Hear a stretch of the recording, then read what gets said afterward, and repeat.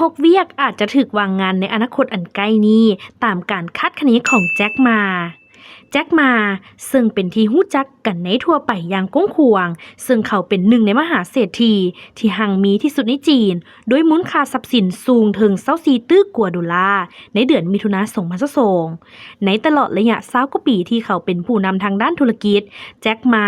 ได้หันอาลีบาบากลายเป็นบริษัทชั้นนำของจีนดำเนินธุรกิจในด้านอีคอมเมิร์ซคอมพิวเตอร์และการจ่ายเงินอิเล็กทรอนิกส์และนอกจากธุรกิจแล้วแจ็คหม่ายังดึงดูดความสนใจกับการคาดคะเนของเขาตื่มอีกซึ่งเขาเคยคาดคะเนว่าในอนาคตอันใกล้นี้ 50% ของเวียกเฮ็ดงานทำจะถูกแทนที่ด้วยปัญญาประดิษฐ์หรือ AI ซึ่งมีเวียกต่อไปนี้ 1. นักแปลภาษาใน10 ปีผ่านมาการค้าสากลได้ขยายตัวอยู่ในระดับสูงและการแลกเปลี่ยนอยู่ต่างประเทศได้ขยายตัวอยู่ในระดับสูงเช่นเดียวกันจึงเฮ็ดให้ขาดแคลนนักแปลภาษาซึ่งเป็นนาเวียกที่ได้รับความนิยมและมีค่าจ้างสูงบรรดามหาวิทยาลัยใหญ่ๆได้เปิดรับนักศึกษาในสาขาภาษาต่างประเทศอย่างหลวงหลายจากภาษาอังกฤษเยอรมันญี่ปุ่นและภาษาเกาหลีแต่ว่าปัจจุบันด้วยซอฟต์แวร์การแปลภาษาหรือการแปลภาษาแบบอัจฉริยะสามารถบรรลุความถูกต้องได้ถึง 99% และไวที่สุดซึ่งสมองของมนุษย์บ่สามารถเฮ็ดได้ 2. คนขับรถในเดือนมิถุนายน2025นี้รถแท็กซี่บ่มีคนขับออนไลน์ข้างทำอิฐได้เปิดตัวอยู่ที่นครเซี่ยงไฮ้ของจีนและในเดือนกรกฎาคมรถเมล์บ่มีคนขับคันทำอิฐจะได้เปิดตัวตื่มอีก 3. สื่อกลางในระยะผ่านมาเนื่องจากระบบการขนส่งบ่ครบถ้วนและการเจาะอินเทอร์เน็ตต่ำการขนส่งมีความยุ่งยากหลายประการจึงบ่สามารถเฮ็ดให้ผลิตภัณฑ์ไปถึงผู้บริโภคโดยตรงได้ดังนั้นพ่อค้าคนกลางจึงเข้ามามีบทบาทและพวกเขารับผิดชอบในการขายผลิตภัณฑ์ของผู้ผลิตให้กับผู้สมใช้นี่แม่นสิ่งที่เอิ้นว่า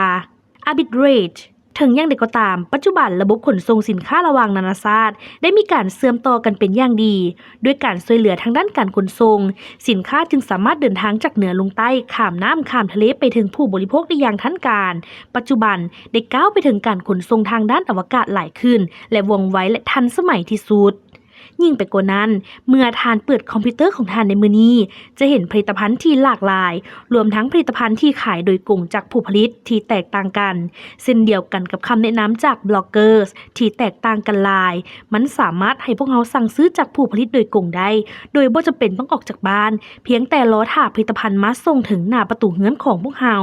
และด้วยวิธีนี้บทบาทของพ่อค้าคนกลางได้ถูกลบล้างผู้ประกอบการเหล่านี้ได้ค่อยๆเปลี่ยนจากการสร้างรายได้จากความแตกต่างของราคาไปสู่การสร้างรายได้จากการบริการตัวอย่างตัวแทนจำหน่ายเครื่องปรับอากาศมีรายได้น้อยแต่พวกเขาสามารถได้รับค่าบริการหลังการขายจากการติดตั้งและการบำรุงรักษา 4. บทบาทของคนจะหมดไปในสายพานการผลิตเห็นได้จากภาพของการผลิตหุ่นยนต์ในการประกอบส่วนอยู่ใน Blockbusters ในยุโรปและอเมริกาได้เกิดขึ้นแล้วซึ่งการดำเนินงานเป็นง่ายดายหลายมันถูกทดแทนโดยเครื่องจักรในยุคอุตสาหกรรมคนงานมีบทบาทสำคัญหลายในสายพานการผลิตแต่ถึงอย่างไรก็ตามยุคของปัญญาประดิษฐ์นี้มีความต้องการสูงหลายเกี่ยวกับประสิทธิภาพและความถูกต้องในการผลิตซึ่งรายงานให้รู้ว่า Foxconn จะลงทุน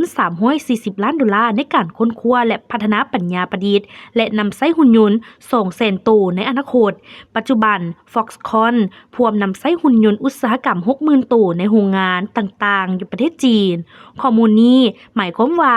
คนงานหลายร้อยพันคนจะประเสริญกับการวางงาน 5. พนักงานบริการปัจจุบันปัญหาปัญญาประดิษฐ์ได้ขยายตัวถึงอุตสาหกรรมการบริการเริ่มต้นด้วยการเกิดมีซุปเปอร์มาร์เก็ตที่บ่มีคนขายแห่งทำอิฐในเมืองห่างโจวและร้านอาหารที่บ่มีคนให้การบริการแห่งทำอิฐในประเทศนี่หมายความว่ามนุษย์ได้เริ่มพยายามเปลี่ยนแทนคนให้บริการด้วยเครื่องกลจักร 6. พนักงานธนาคารถ้าเฮาเอาใจใส่จะสังเกตเห็นว่าในเวลาที่ไปธนาคารเฮาจะเห็นพนักงานในการเฮ็ดธุรกรรมน้อยลงเพราะมันมีบทบาทของปัญญาประดิษฐ์เข้ามาเกี่ยวข้องช่วยให้ขบวนการธุรกิจมีประสิทธิภาพและสะดวกกว่าด้วยความสะดวกสบายของการจ่ายเงินผ่านแอปในโทรศัพท์มือถือหลายคนเพียงแต่ไปที่นั่นเพื่อลงทะเบียนและเปิดใช้บัตรแต่ในปัจจุบันการเปิดใช้บัตรในธนาคารบางแห่งแม่นเฮ็ดด้วยเครื่องจักรที่ทันสมัยแล้ว